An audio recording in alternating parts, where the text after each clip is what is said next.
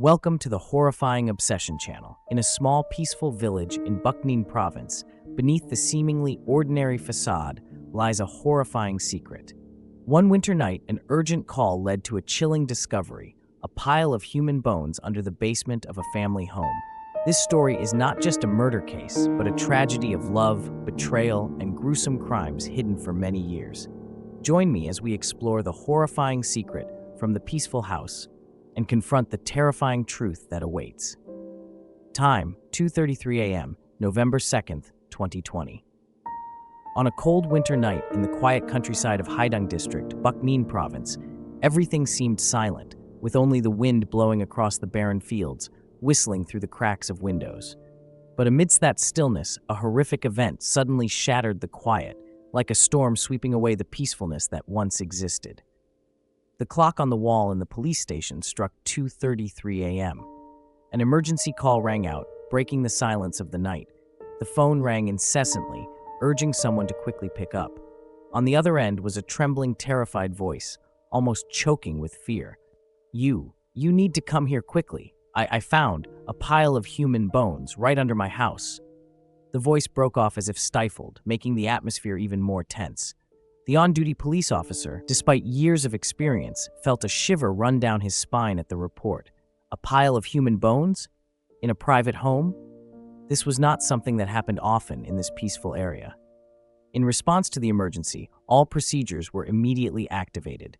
The police chief quickly dispatched a patrol team, reminding everyone to prepare mentally for the worst-case scenario. Upon receiving the report, Haidang police arrived at the scene 20 minutes later. The police car sped through the winding roads, leaving behind streaks of flashing red and blue lights. In the hearts of the officers in the car, each one felt an unusual sense of anticipation. They had experienced many cases, but discovering a pile of human bones in an ordinary home was something entirely different. Everyone wondered where those bones came from. Had a serious crime occurred without anyone knowing? When the police arrived at the reported house, they immediately sensed the tension engulfing the area. In front of the house, a group of people had gathered, their eyes filled with worry and fear. The atmosphere was thick, as if the entire surroundings were holding their breath. The man leading the group, wearing a thick coat with a pale face and dark circles under his eyes, approached the police. He introduced himself as Trun Van Trung, the homeowner. His voice still trembling, his eyes distant as if he had just escaped a nightmare.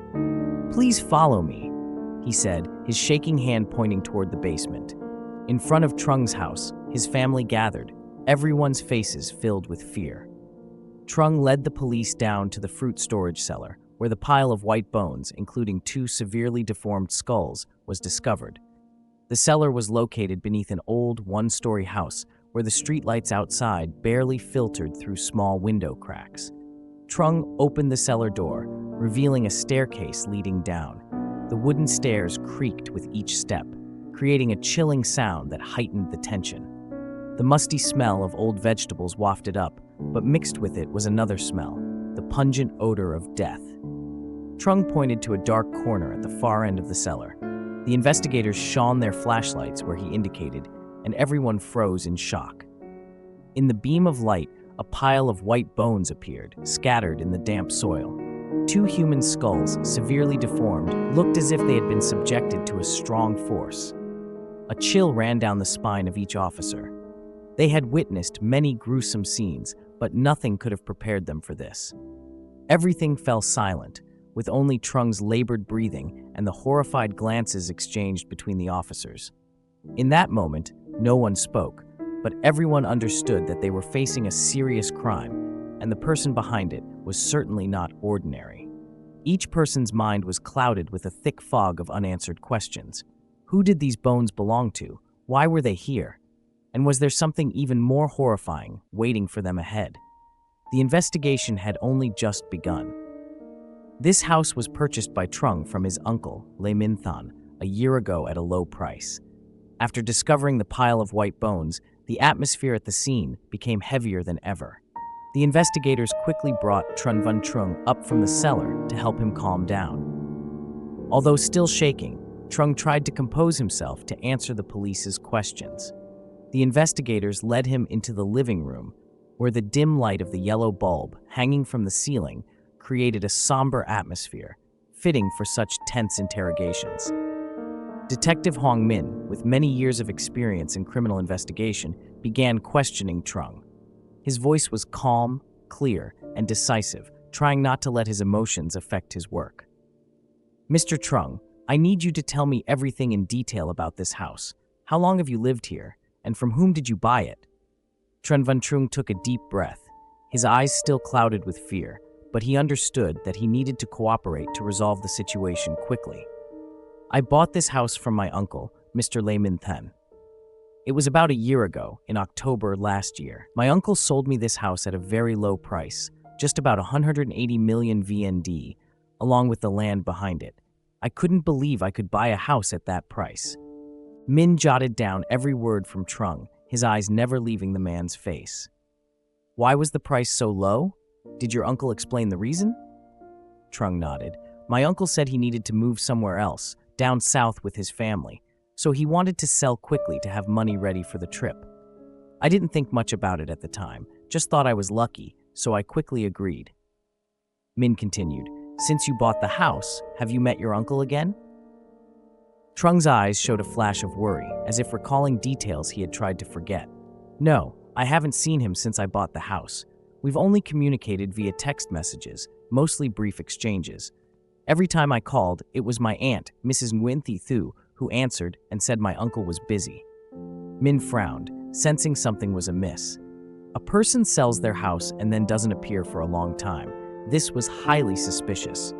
"So, when was the last time you spoke to your uncle directly?" Trung lowered his head, his voice faltering.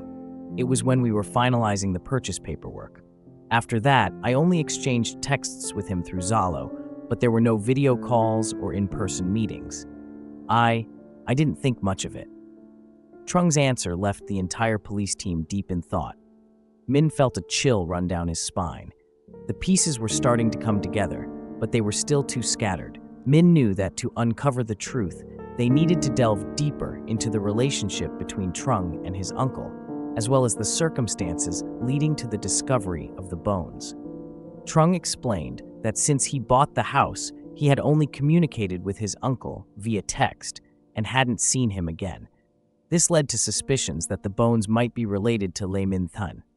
Detective Hong Min and the investigation team couldn't overlook this crucial detail. Not meeting the uncle after purchasing the house and only communicating via text for an entire year was extremely unusual. Min stared intently at Trung, trying to find the truth in the man's weary eyes. "Mr. Trung, we'll need to check all the text messages and communication between you and your uncle. This is very important for the investigation."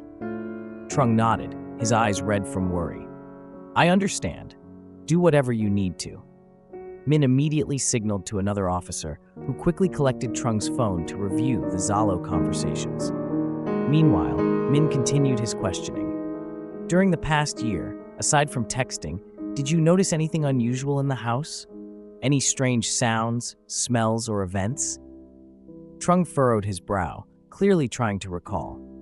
"Actually, there were a few times I heard strange noises at night, like someone moving in the cellar, but I just thought it was rats or the wind blowing through the windows.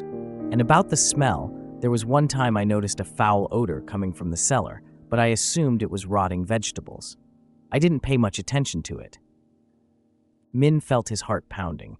These small details could be crucial clues. He decided not to overlook anything. "Mr. Trung, we'll thoroughly inspect the cellar and the entire house. If there's anything else unusual that you haven't mentioned, now is the time to share." Trung shook his head, his face pale. I really don't know anything else. Everything seemed normal until I dug deeper into the cellar to expand it, and then I found those bones." While the investigation team searched every corner of the house, Min knew the next step would be to identify the bones.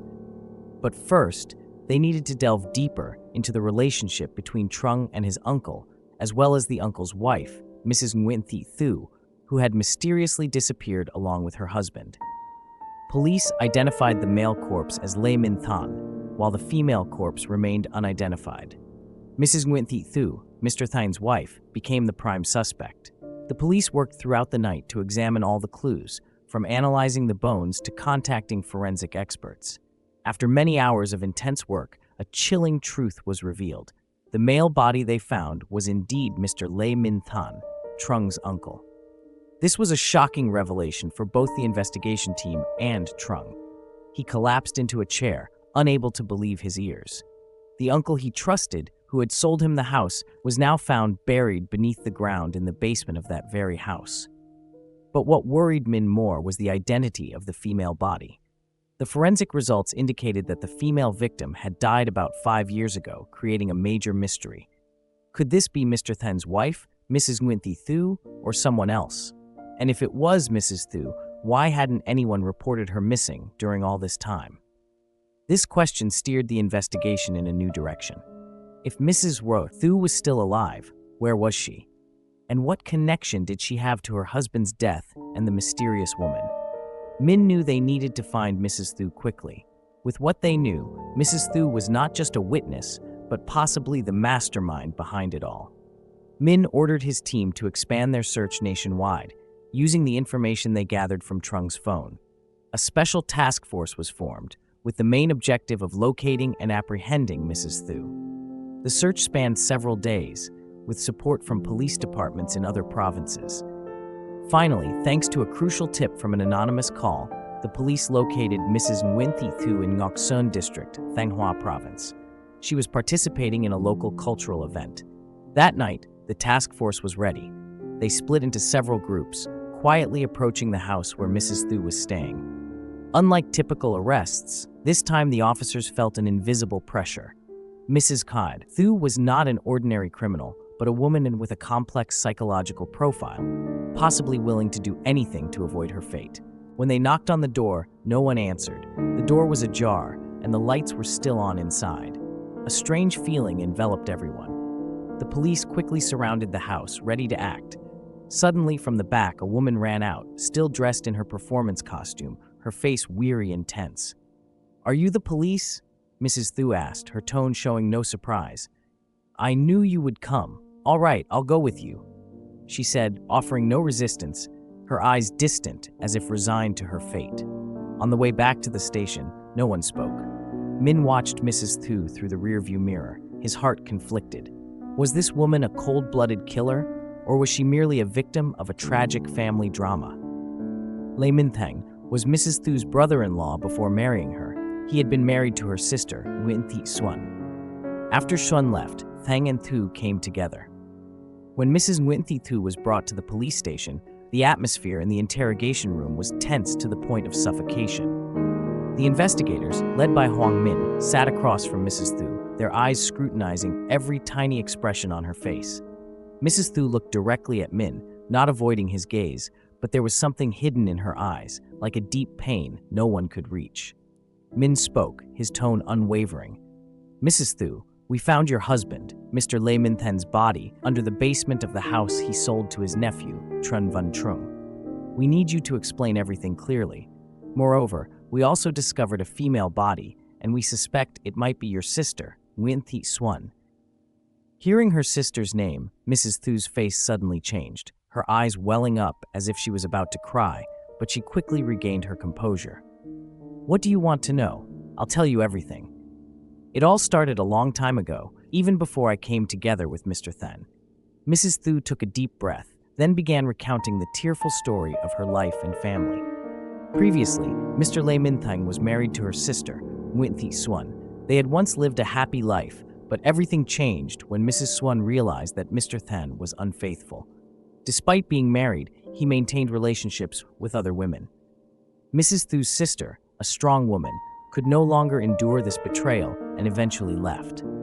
After Mrs. Xuân left, Lê Minh Thanh, with the nature of a possessive man who couldn't accept failure, shifted his attention to his sister-in-law, Nguyen Thi Thu.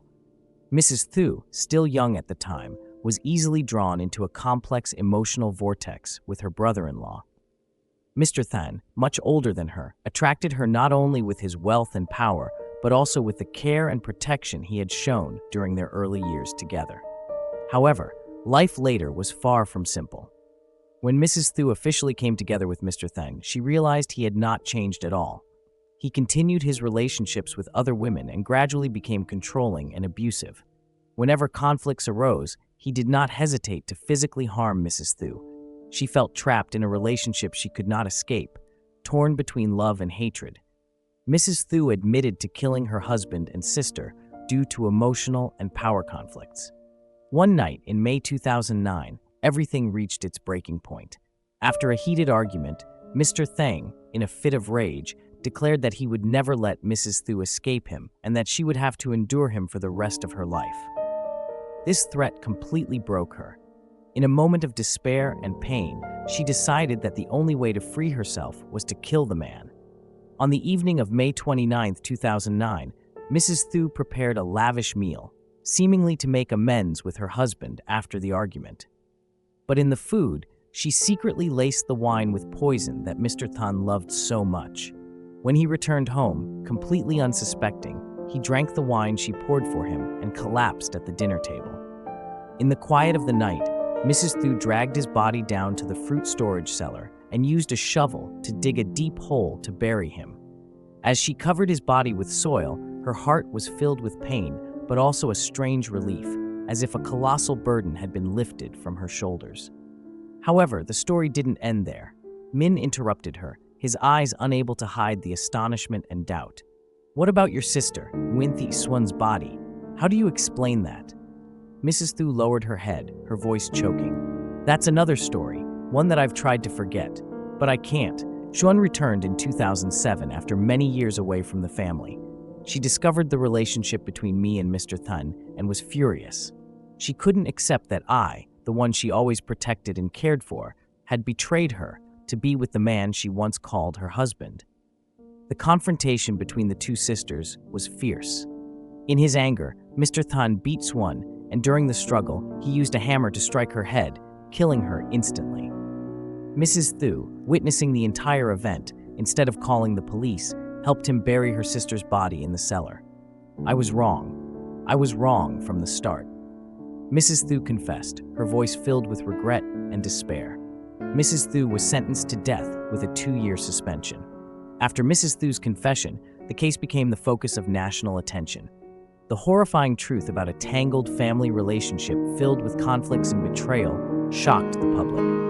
The people in the area, who once knew this family, couldn't believe that beneath the peaceful exterior, such a tragic story existed.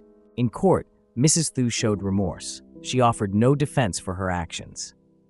Ultimately, the court sentenced Nguyen Thi Thu to death with a 2-year suspension, considering mitigating factors like psychological pressure and her torment after committing the crimes. The deaths of Lê Minh Thanh and Nguyen Thi Xuan, along with Mrs. Thu's death sentence, ended a family tragedy that had lasted many years. But the wounds it left behind would remain with those who survived. The story ends with a message about the consequences of selfishness and wrongdoing, leading to unavoidable tragedy. After the trial, the story of Lê Minh Thanh and Nguyen Thi Thu's family became a painful lesson about the consequences of selfishness, control, and boundless greed. It was a clear reminder that in love and family relationships, when selfishness and betrayal dominate, only sorrow and tragedy remain. Min and the investigation team returned from the court, their hearts heavy. They had completed their duty, but this story would haunt them forever. Sometimes, psychological wounds never fully heal, and their consequences can linger for generations. The remaining members of Lê Minh Thanh's family would have to live with the pain of loss and the horror of what had happened under their roof. Public opinion, after learning the full truth, was divided between sympathy and outrage. But in the end, everyone agreed that this was a costly lesson about the values of honesty, trust, and compassion in every family. Thank you for watching on Horrifying Obsession. Don't forget to hit like and subscribe so you won't miss any other terrifying stories. See you in the next video.